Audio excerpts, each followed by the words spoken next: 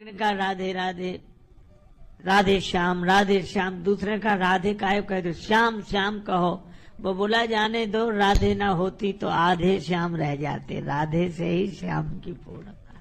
अब मैया ने देखा कि छोटी सी उंगली पर इतना बड़ा गिरिराज, ग्वाल बाल लाठी लगा लगा कर खड़े हो गए। मैया चिंता मत कर, सारा वजन तो हमारी लाठियों पर है, इसने तो जरा सी उंगली लगा रखी है। फिर ग्वाले कब तक रुके, वो बरसात तो अनवरत होने वाली थी। लाठी लगाने वाले बोले, एक बोला कन्हैया अब थोड़ा आराम कर ले। हाँ भैया करो। सो लाठी रख ली नीचे, सो गए। खाए पी के सोए, थोड़ी देर में उठे, फिर लाठी लगा के खड़े हो गए। सबने बारी बारी से सो लिया, लाठी हटावे, लेट जाए, फिर लाठी लगा के खड़े हो जाए। कन्हैया ने कहा कि भैया मैं भी थोड़ा आराम कर लूं। हाँ करो, सारा वजन तो हमारी लाठियों पर है। और भगवान ने अपनी उंगली हटाई, ओ गिरिराज गोवर्धन।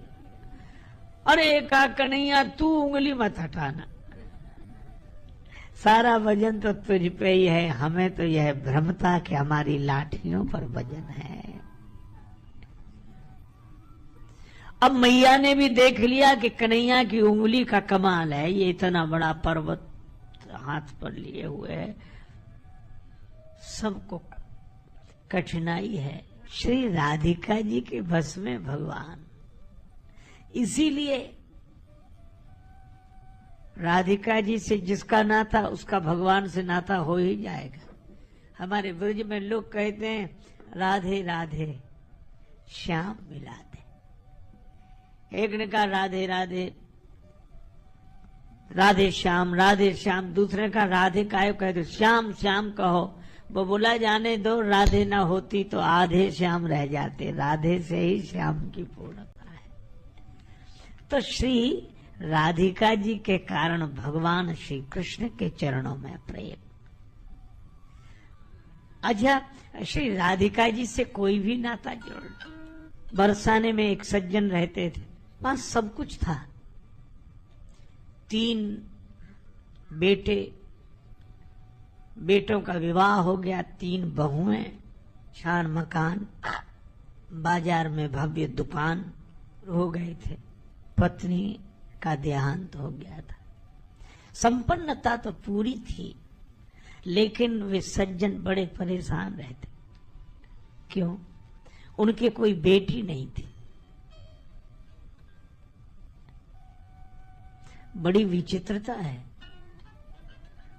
कुछ लोगों की बेटी हो जाए तो परेशान,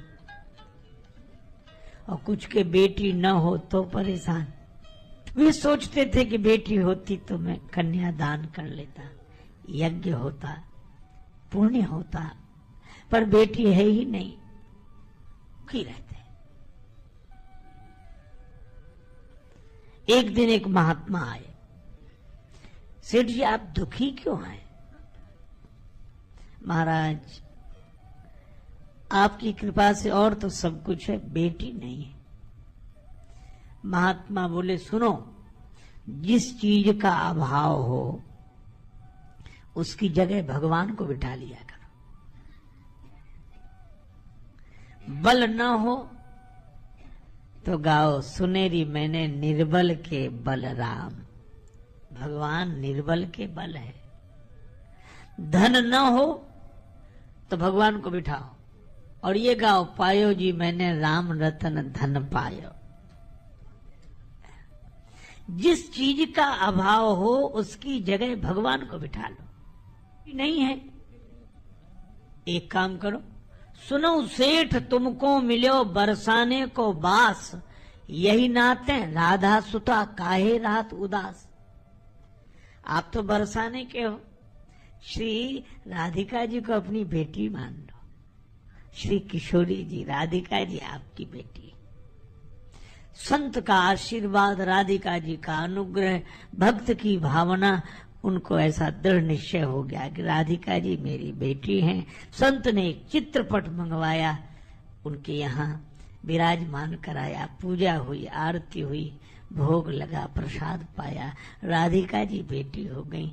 अब तो वे सज्जन इतने प्रसन्न रहते, कोई पूछता तो कहते 3 बहू बेटे हैं घर में, सुख सुविधा है पूरी, संपत्ति भरी भवन में रहती, नहीं कोई मजबूरी, कृष्ण कृपा से जीवन पथ में आती कोई न बाधा, मैं बड़भागी पिता हूँ मेरी बेटी है श्री राधा।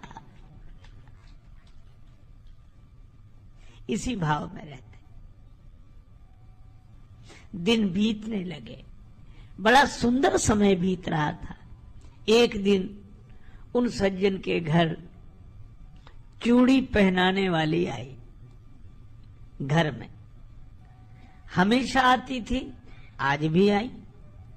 तीनों बहुओं ने बारी बारी से चूड़ी पहनी।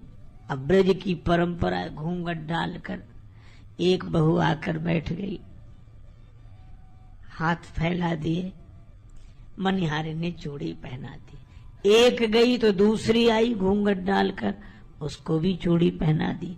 तीसरी आई तो उसको भी चूड़ी पहना दी। तीनों ने चूड़ी पहन ली। श्री राधिका जी ने सोचा, आज मेरे पिता के घर चूड़ी पहनाने वाली आई है, मैं भी चूड़ी पहन लूं। उन तीनों ने जैसे ही चूड़ी पहनकर विदा ली तो श्री राधिका जी प्रकट हो गईं और अपना हाथ फैला दिया। मनिहारिन ने जो देखा, ऐसा सुंदर रूप, ऐसी दिव्यता उसने आज तक नहीं देखी थी। सोचने लगी इनके घर कोई मेहमान आया होगा। उसने राधिका जी को भी चूड़ी पहना दी। राधिका जी चूड़ी पहनकर एक ओट में जाकर अंतर्धान हो गई। मनिहारिन दुकान पर गई। उन्होंने कहा कि आज घर गई थी। हाँ, चूड़ी पहनाई मैंने। अच्छा, तो दुकान पर जिस तरह का मूल्य मिलता था वही मिला। मनिहारिन ने कहा कि आज मैं ज्यादा लूंगी। क्यों? मैंने चूड़ी 3 को नहीं 4 को पहनाई। वो सज्जन कहने लगे, हमारे यहाँ चौथा कोई है ही नहीं चूड़ी पहनने वाला, 3 तो बहुएं ही हैं, आप पता कर लेना। मैंने तो 4 को पहनाई। तो मैं भाई चौथे की मजदूरी तो मैं कल दूंगा, पहले पता करूंगा। मनिहारिन ने कहा ठीक है। मनिहारिन अपने घर चली गई। वे लौट कर आए, घर पहुंचे। श्री राधिका जी को प्रणाम किया, जय श्री राधे राधे राधे। फिर परिवार वालों के साथ बैठे। चूड़ी पहनाने वाली आई थी। हाँ, तो 3 बहुओं ने ही तो चूड़ी पहनी। हाँ, 3 नहीं पहनी, तो चौथा तो कोई है नहीं। नहीं है, वही हम कहें, वो कह रही थी हमने 4 को चूड़ी पहनाई। भोजन बना, श्री राधिका जी को भोग लगा, राधिका जी का प्रसाद पाया, राधे राधे राधे करते हुए विश्राम किया। और जब वो सोए तो स्वप्न आया, और स्वप्न में उन्होंने देखा, स्वप्न में संत निहारे कहा। स्वप्न में क्या देखा? सपने में प्रकट हो ये बोली वृषभानु लली। सपने में प्रकट होए वृषभानु की दुलारी बोली, तनया बनाए तात नात ना निभाए। श्री राधिका जी बहुत उदास। कहा, बेटी उदास कैसी हो? श्री राधिका जी ने कहा, मुझे बेटी मत कहो। बेटी तो बनाई पर नाता तो नहीं निभा सके। सपने में प्रकट होए वृषभानु की दुलारी बोली, तनया बनाए तात नात ना निभायो है। हुआ क्या? श्री राधिका जी ने भरे हुए कंठ से कहा, चूरी पहर लीनी में जान पितु गेह काल है, आप मनिहारिन को मोल ना चुकायो है। हमने अपने पिता का घर समझकर चूड़ी पहन ली, तो आपने मनिहारिन का मूल्य तक नहीं चुकाया। रोने लगी, सपने में ही रोने लगी। मुझे याद नहीं रही। श्री राधिका जी उलाहना देते हुए बोली, 3 बहू याद, किंतु बेटी नहीं याद रही। 3 बहू याद किंतु बेटी नहीं याद रही। कहत श्री राधिका को ही भर आयो है।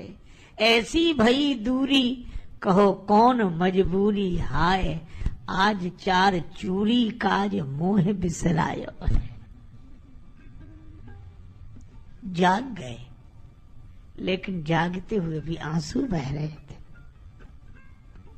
उसी समय उठे, किसी से कुछ नहीं कहा, कपड़े पहने, रुपया पैसा जेब में डाला, छड़ी ली, गाड़ी निकाली, गाड़ी में बैठकर रात को ही पहुंचे।